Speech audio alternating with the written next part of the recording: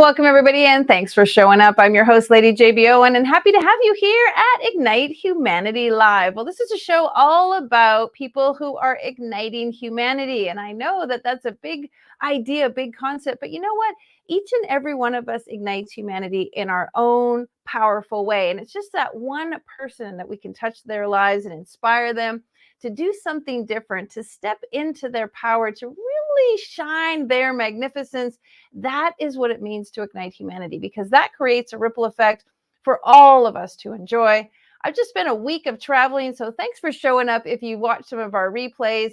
And I've been all over in many different cities and just seeing how people are feeling these days. And we need to be igniting humanity. We need to be thinking about our future and what's possible. We need to be bringing some grace and some love and some kindness back into our interactions. And we need to truly, truly start showing compassion and understanding for one another. And how do we do that?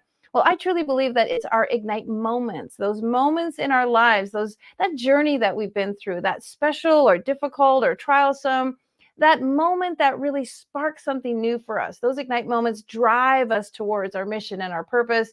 And it's truly beautiful to talk about the ignite moments of our guests and how that was the pinnacle for them to do what they're doing now. And what they are doing is truly igniting the lives of others. So let's meet our first guest. I love inviting new people to the show. Carly Pepin is an international speaker and consultant with a specialized focus on human behavior. With a global reach, she delivers the message that regardless of one's background, occupation, or origin, every individual encounters personal and professional challenges stemming from their own perceived flaws. And through her experience, through her expertise, she guides individuals in looking beyond the surface and delving into the core essence of their being.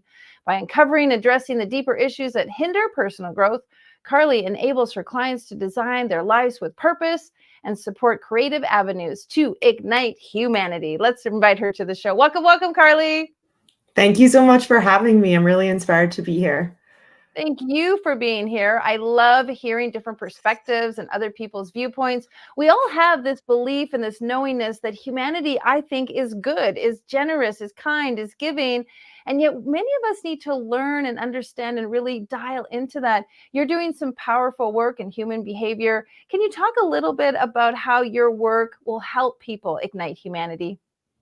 Yeah, absolutely. So when I think about igniting humanity, it's to me a snowball effect. Each individual plays such an integral role on this planet.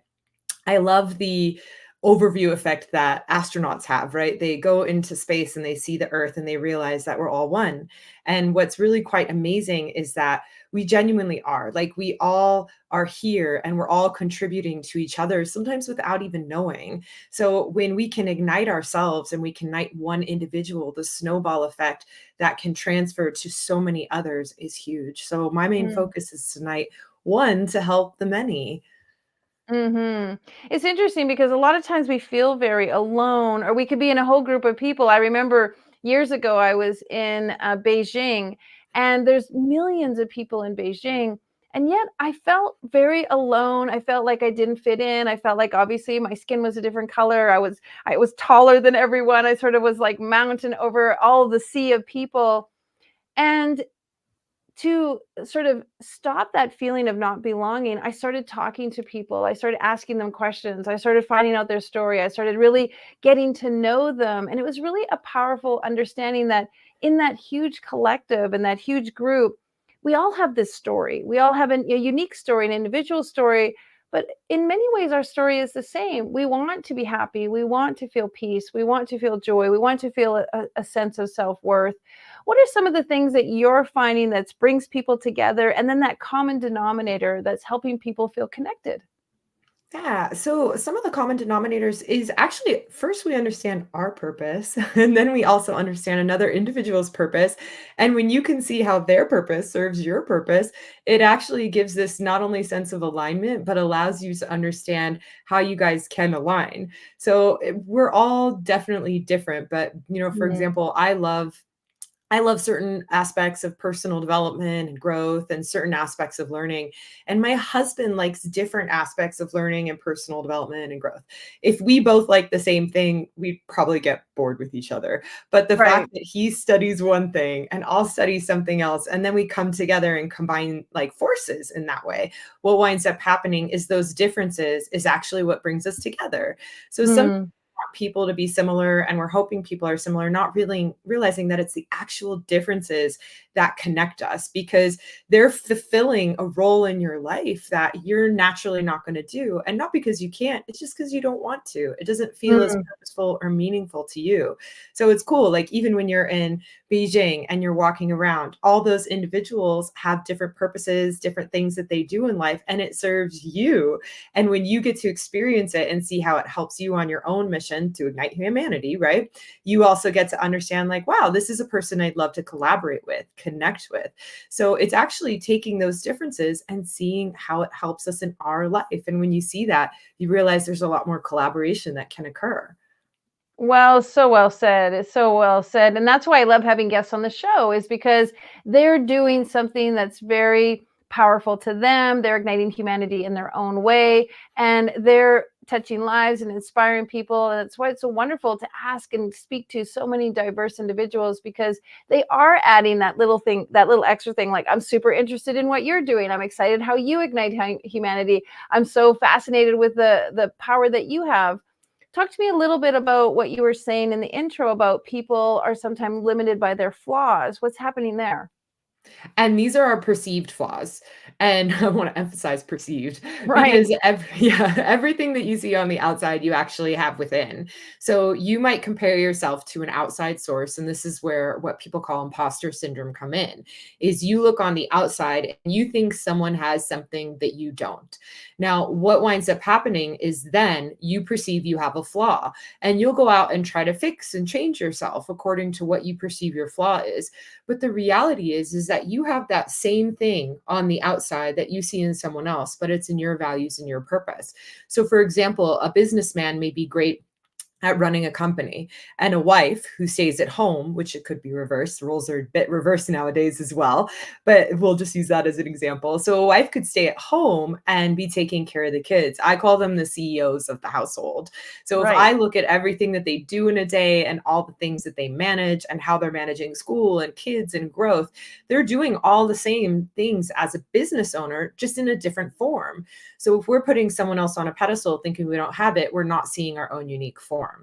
The other thing Mm. that comes in with our perceived flaws is that we also put ourselves down when we're challenging. We think that we're only supposed to be supportive, not realizing that sometimes it's in those challenging moments where we push someone who we love, who might be stuck, who might be in a rough spot, and we push them really hard. And challenging. It's Mhm. challenging for them to receive that, but that's also a form of love, not to just support someone, but also challenge them to get to the other side. And remembering as well, when I say like all of our challenges like have a purpose, and even us being challenging has a purpose, sometimes we'll have moments where we get overwhelmed and we might overreact or react in a way that we think is unfit and we shouldn't be that way. And we perceive it as a flaw. The more that I'm able to ask those questions to individuals of how that actually not only serve them, but others, we realize that even that overreaction has a purpose. So the Mm. flaws really are perceived. And when you love and appreciate yourself for all of who you are, not just what you have done, but also what you haven't done, not just your supporter, but also your challenger, we realize that they truly are perceived flaws, and that you being authentically you not only ignites yourself, but can ignite others as well. Yeah, so well said. And in 2020, I started cycling, and I'd never cycled before, and I wanted to do something big and grand and start cycling. But I did at times feel like I was like, oh, my bike is not as cool as theirs, and oh, I don't have the right gear, and oh, look at their muscles. And I did start doing a lot of comparing. And I agree with you that imposter syndrome sort of pops up. And one of the ways that I love to just overcome that was realizing, like, I'm just getting started. I'm just in the kindergarten phases. I'm just learning. I'm just new at this. I'm still a student. And to compare myself to someone who's been cycling for 20 years or someone who cycles every single day was really a disservice to myself, because I was just getting started. I was just learning my way. And so it really helped me pop a little bit out of that imposter syndrome. But I agree with you that when we compare ourselves, we think that there's something wrong with us. And we don't really always put it into perspective as to maybe they've been doing it longer or they have more experience and they're just farther along. And that's what I love about this show is we pull people forward a little bit and we show people that if I can do it, you can do it too. If I can get there, you can get there. And it's just stepping into the awareness, the true awareness. Share a little bit more about how people can look at their flaws or maybe their perceived flaws again. How can they move themselves through it? Give us some tools and some ideas. Absolutely. So definitely is asking yourself questions, quality questions. So for example, like with the bike riding for you, it's a great example. I can definitely see that you may not have had that level of, 20 years in bike riding and doing those components. But what I have certainty of is that there are individuals who see how you have mastery in speaking. And I know that that didn't happen overnight. And so it's Mm, funny, you have that same level of mastery, but it's not in bike riding. It's actually right. in what's more purposeful to you. It's in speaking. And so it's asking that question, whatever you see on the outside, go find it within yourself, in your own life purpose and your own values. And then you'll Mm, realize, wow, like nothing's actually missing inside me. And that's how we tackle one of the perceived flaws. The other perceived flaw that we tackle is when we're judging ourselves. Like I said, for maybe overreacting, having a rough day and behaving in a way that you didn't think was fit and you were too challenging for someone. Actually go back and ask how that situation served someone and how it served yourself. And you keep asking that question until all of a sudden you say, whoa, I had no idea that this was necessary. Because if we think about it, we genuinely get those lessons in life, but it usually takes us 20, 30, 40, 50 years to look back and say, if I didn't have that challenge or I didn't deliver that challenge to someone, they wouldn't be where they are today, or I wouldn't be where I am today. So when you ask that question quickly, you can get the wisdom of the ages without the aging mm. process. So it's just giving yourself permission to see it earlier on. And then all of a sudden, nothing's a flaw. You're not missing anything. You don't need to change yourself and you love and appreciate yourself for who you are. We have to make a new acronym. You know, the way they have fear, false evidence appearing real. I'm going to start like, what can we call flaws? Because we have no flaws. There isn't really anything that is a flaw. Everything I think is divinely guided. I think there was a master plan for all of it. It'd be fun to come up with something new for flaws, like, fabulous, attractive, wonderful, sensational things about myself that are just different than somebody else's. Absolutely. So let me ask you this though. There's something in your life that probably prompted this to be your work and your mission. Was there that ignite moment that I love to ask people about that really was the catalyst for all of the work that you're doing? Absolutely. So I genuinely had a really great life, but I didn't see it as a great life. So again, it was a perception. And I decided to move to Australia, which just seemed like the place to go, even though it's just really far. And I moved outside of Los Angeles because I thought Los Angeles was the problem.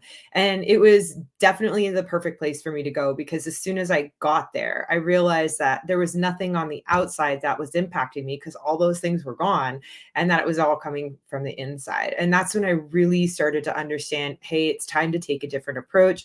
It's time to do some personal development and growth. And they say it when the student is ready, the teacher appears. And I found my first teacher who was a human behavior specialist, taught me about like life purpose, our priorities, and just really helped me to get back on track. And it was really cool because within the first couple weeks, I got off my anxiety medication, which was insane. And it makes sense because for me, I would get anxious whenever I wasn't living a life that was purposeful to me. That's actually the root cause of my anxiety, which is Mm, interesting, very interesting. So as soon as I started doing that, I shifted off of that. And that's when I just got hooked. I got hooked and I was like, I want to do this. I want to do this for other individuals. And then when I came back to Los Angeles, I saw it with a whole fresh perspective. And now it's one of my favorite places in the world. And I'm not sure, I love living other places, but now I'm not sure I can ever not have this as my home base.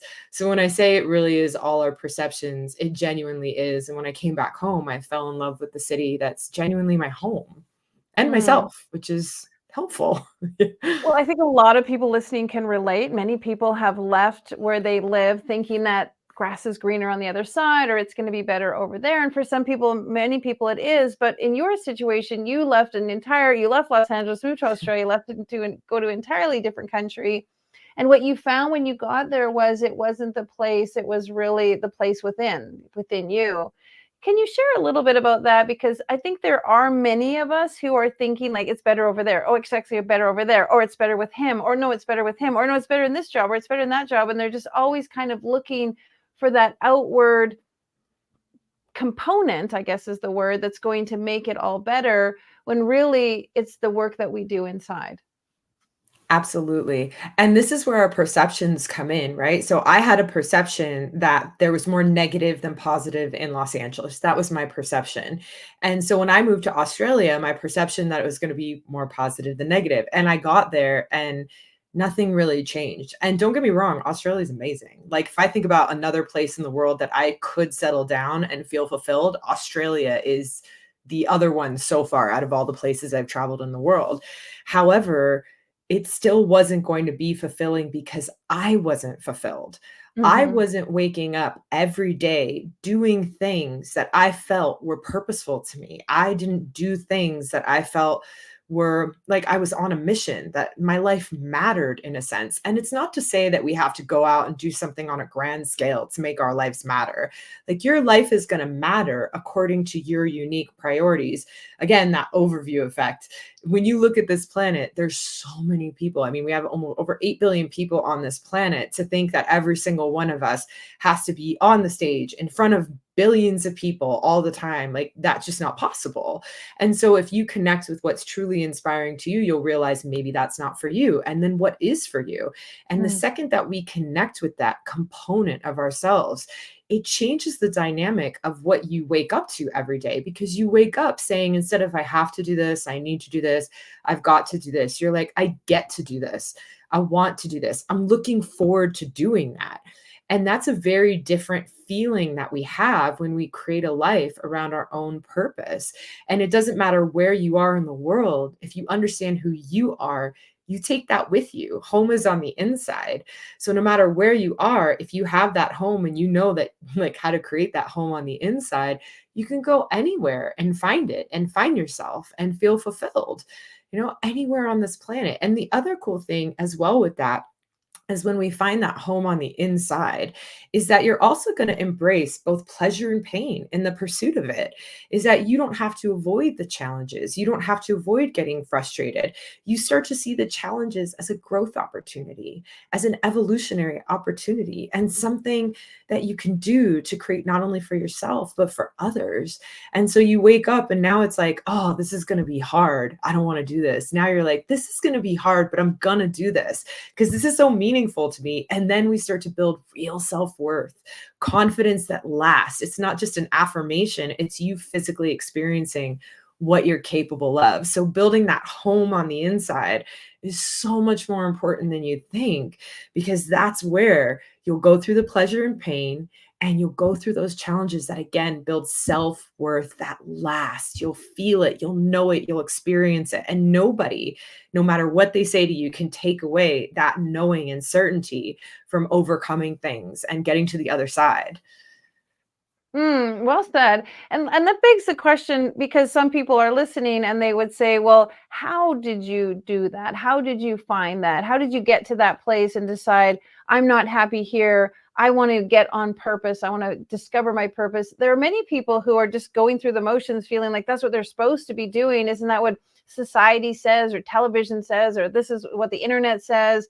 And yet you realize, like, okay, getting on purpose and feeling at home within myself is really what was going to make me feel at home wherever I was. Was there a process or a practice that you did or delved into that maybe you could share with our viewers? Absolutely. So when we think about our life purpose, sometimes we think it's nebulous and we think it's untouchable and confusing, and that's not true. every day your life demonstrates your life purpose. And it's going to be the things that inspire you, that energize you, that light you up, the things that you invest the most time, energy, money into. You're already actually doing it, but you've judged yourself and think it should look like something else. And that's why you haven't quite paid attention to it. And so it's really fascinating because we want it to be something often, and we'll compare it to someone else that we've put on a pedestal, and that's where the imposter syndrome comes in. But if you just look at what your life demonstrates, you will see what's most important to you. And a great indicator too is like you could be really tired, really frustrated, have a really bad day, right? Let's say you're going through one of the hardest times of your life now or before, and you could think of one of those moments even right now as you're listening to this. During that time, what did you still have energy to do? Even though you were having the hardest time ever. Like, where did you get up and say, no matter what is going on, I'm going to make sure this gets done?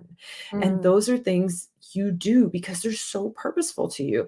And when I tell people to create a life by design, I want people to create a life around those things that are so inspiring to them that nothing holds them back from achieving it.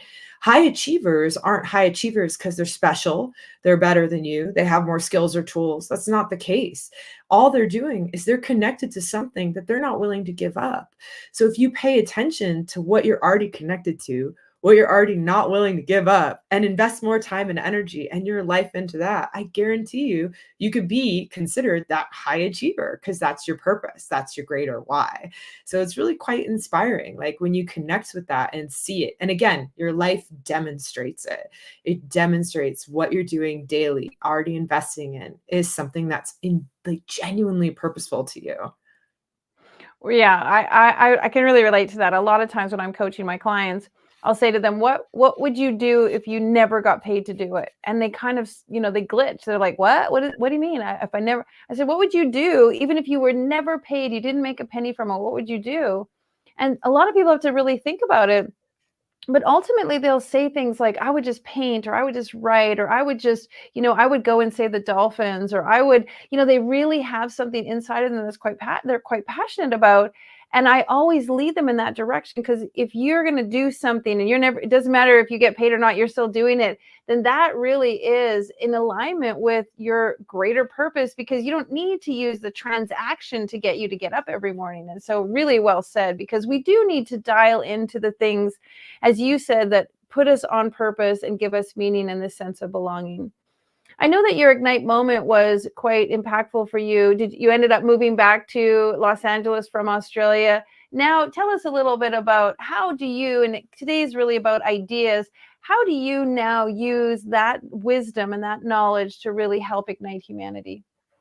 Yeah, absolutely. So it's basically helping people gain that connection with themselves and then helping them to come up with the ideas and the inspiration. And they have it from within on how they can take what they love and give it to other people as a service. Mm. And what's Mm. amazing is every person on this planet is again unique and different. And if we look at, I mean, Amazon's a great way to look at it. You go on Amazon.com, we could buy how many products? Like an endless quantity of products. So to say that what you do is not important and not necessary is inaccurate. If you genuinely want to make a business out of doing something you love, you can make a business out of doing something you love, right? Right. And so it's just figuring out what that looks like. I love like the organization companies because a lot of us, if we don't want to organize. I love to have an organized place, but I don't want to actually spend the time organizing to the same degree. And there's someone out there who just loves spending their time organizing things. Right. And they created huge businesses out of it. It's now a huge business and a huge market. So, whatever you do and whatever you love, it's asking yourself the question, who needs this? Who wants this? Mm. Who wants that service? And it's like, well, how do I get in front of them? How do I reach them? What platform can I use? And in today's day and age, there's so many different ways to do it. We used to only be able to reach people physically and by mail, and would go out physically and network. And now we have so many things online and different ways to connect with people, including still just meeting people physically. So it's like, how do you actually get that service to someone else? Because it's quite inspiring when you realize that there are groups of individuals. This is when they call it a niche, right? It's basically the group of individuals that is inspired by what you do and has a similarity in their life purpose and is dying to have what you have. And it's like, okay, well, how do we reach them, connect with them? And then you could create an income off of what you love. And it's like you said, like, I love how you shared, what would you do anyways, even if you didn't get paid? Because then we know that no matter what, you're going to wake up every day, even if you're not getting paid, which sometimes in the beginning of your business, you don't get paid. By Right, the way, right. it takes some time. But then we know that you're going to do that no matter what. And then eventually you're going to get paid for it. It's going to be the thing that you go through pleasure and pain and don't give up on. It's so true. People say, well, how can I do something I don't get paid for? And I say, well, if you do it with passion and fervor, you will definitely, be remunerated for it. There will be a residual coming from it because you will become an expert in that industry. You will become a leader in that. You'll do it with passion and excitement, and people will notice it. And so that all will turn into the magic of the energetic exchange of financial gain and abundance.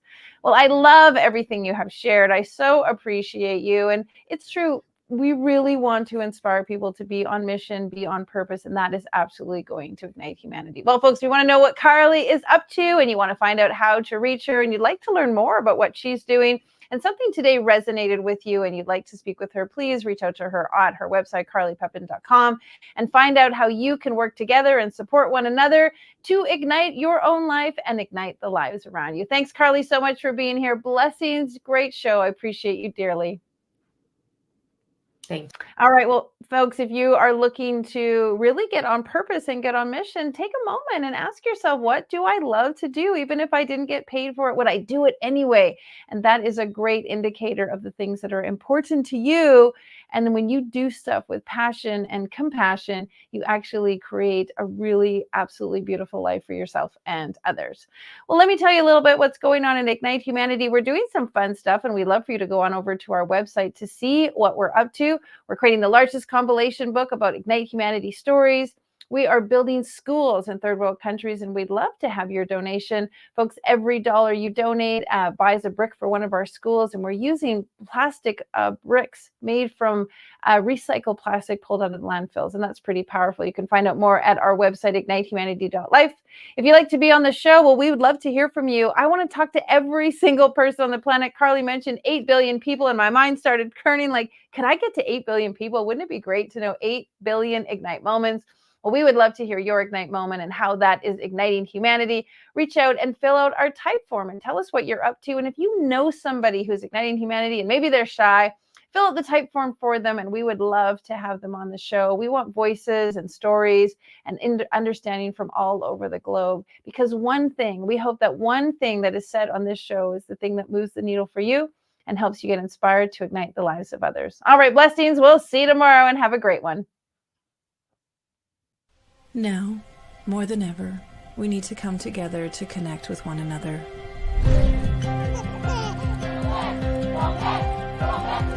We need to feel the truth in who we are and let go of everything that's happened in the past.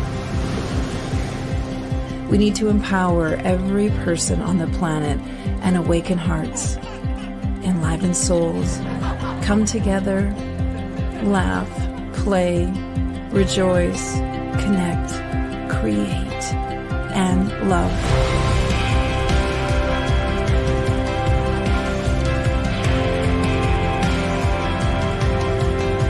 It's time to ignite humanity. We want you to be a part of something that will impact the future for everyone. We want you to tell your story, share your Ignite moment, show people who you truly are. Be a part of igniting humanity and making a difference in the world and all of our futures.